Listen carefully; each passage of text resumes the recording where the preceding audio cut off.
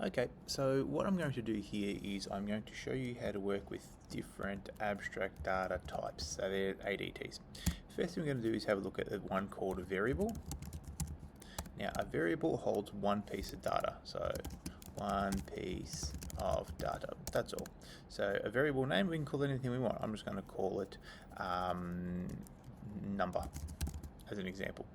And I will initialize it by setting it to 0. And if I want to check what's in the contents of that variable called number, I'm going to say print number. Now when I run that, we'll see it's name ADT is not fine. Damn, because I didn't comment it out. So let's see that happen. Okay, 0. So now if I say number becomes 9 and I run that, oops, I haven't printed again. Print number. I run that, it'll make it 9. So that's how it works. So it only holds one piece of data. So 0 was in there originally, then it was overwritten by 9. Now we can have all different types of data stored there. We can have strings, so we can have word, we can have name becomes, put in my name, and then I can say, whoops, print name, and it will print my name. If I want to overwrite that, I will say name becomes, I'll put a capital D there, and then I'm going to say, whoops, print name, and I run that, then it's over showing that it can be overwritten.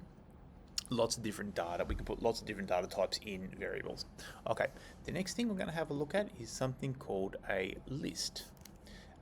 So this is called a list. It holds many types or many pieces of data. It is dynamic as well, so it means it gets bigger as it goes. So I'm going to have a list. I'm going to call it my list. We give ourselves things meaningful names.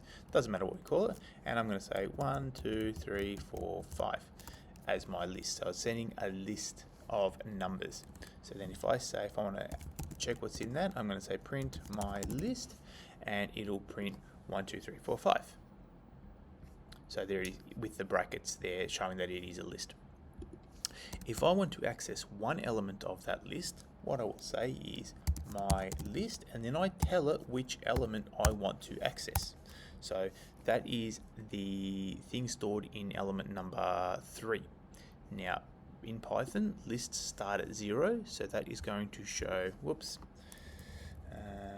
print, and close that bracket, and now run it again. So that happens because 1 is stored at 0, 2 is stored at 1, 3 is stored at 2, and 4 is stored at 3. We can also assign that to a variable. We can say number equals my list, and I'm going to say 2.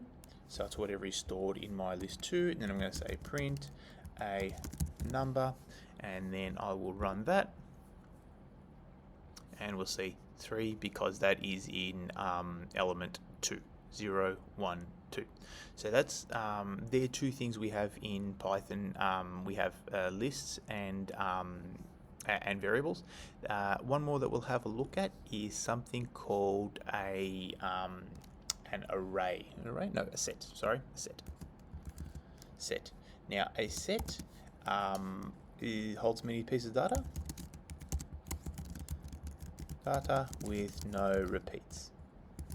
So we make a set. I'm going to call it my set, and we use curly brackets for that. So I'm going to say my set is 1, 2, 3, 4, 5, and then I'm going to print my set, and I'm going to run that. So it's shown there with the curly brackets. I can access, I can access things the same way. So I'll say print my set, whatever is in the 0th position, and I'll run that. It should say 1. Well, no, it didn't work. Never mind, we'll sort that out. We don't really use sets very much, but it's still something that might come in handy. If I want, now, if I was to say my set 2, so another set becomes 1, 2, 3, 4, 5, 5, and I run that, and I print that, my set 2, it won't print that second 5. So it doesn't print any repeats. So that's the difference between so that's what a set is. It doesn't have any repeats, so they are all unique. I'm going to look into why it didn't display that number from the set, and we'll have a look. But like I said, you're not really going to need them for what we're looking at today.